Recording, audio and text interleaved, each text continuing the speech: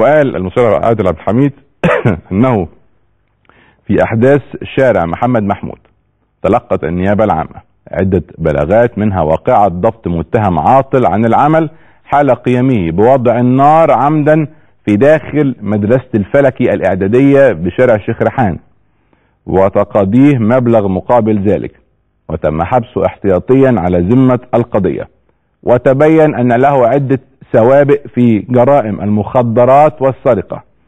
واضاف انه تم ضبط 163 متهم وجهت لهم تهم التجمهر واستخدام القوة والعنف مع رجال السلطة العامة لمنعهم من القيام بأعمال وظيفتهم وإتلاف العمدي للممتلكات العامة والخاصة وتعطيل حركة المرور. معنا الناشط الحقوقي الدكتور عادل نجيب. دكتور عادل، مساء الخير. مساء النور يا عمرو بيه، ازيك؟ الله يخليك. اولا يعني ما هو رأيك في النتائج الاولية لتحقيقات ماسبيرو عادل بيه؟ عمرو بيه، انا بسمي حضرتك الاول بالنسبه كراجل اعلامي، انت ابو تريكه الاعلام. الله يخليك، ربنا صوتك بيوصل ل 99% من الشعب المصري. الله يكرمك، كتر خيرك. ارجوك يا عمرو بيه بس تناشد الاخوه في الاعداد ان ما حدش يقطع عليا وانا بتكلم. لا اتفضل يا فندم. تمام، اتفضل.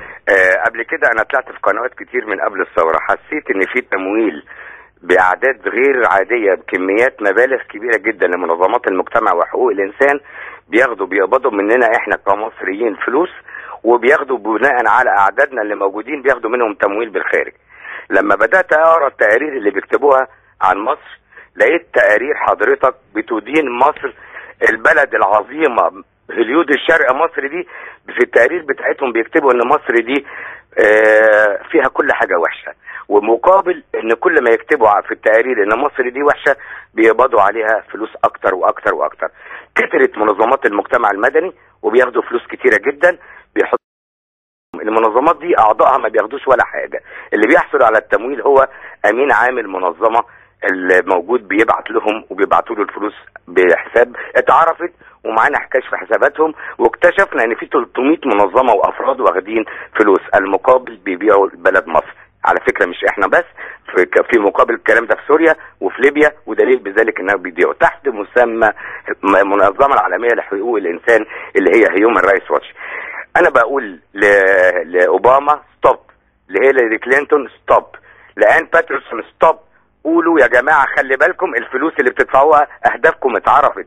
هنكره الشعب الامريكي خلاص، بل كرهناه. ان الوقيعه ما بين البلاد في بعضها وتبتدي الفلوس تتوزع على شويه اولاد مغرر بيهم، بيقولوا لهم خدوا فلوس وخربوا. عايزين ايه؟ هيسمحوا بايه بعد كده؟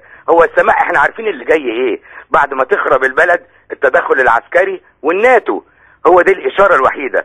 فارجوك يا عمرو بيه، صوت حضرتك بيوصل. الدعم الكبير قوي للمجلس العسكري، الدعم ما بين شعب وشعب. دلوقتي المجلس العسكري ما بين شعب وشعبه، شعبه اللي فاهم واغلبيه كبيره فاهمه، والشعب التاني اللي مغرر بيهم مش عايز يعمل معاهم اي حاجه. خلوا معاهم بالصبر.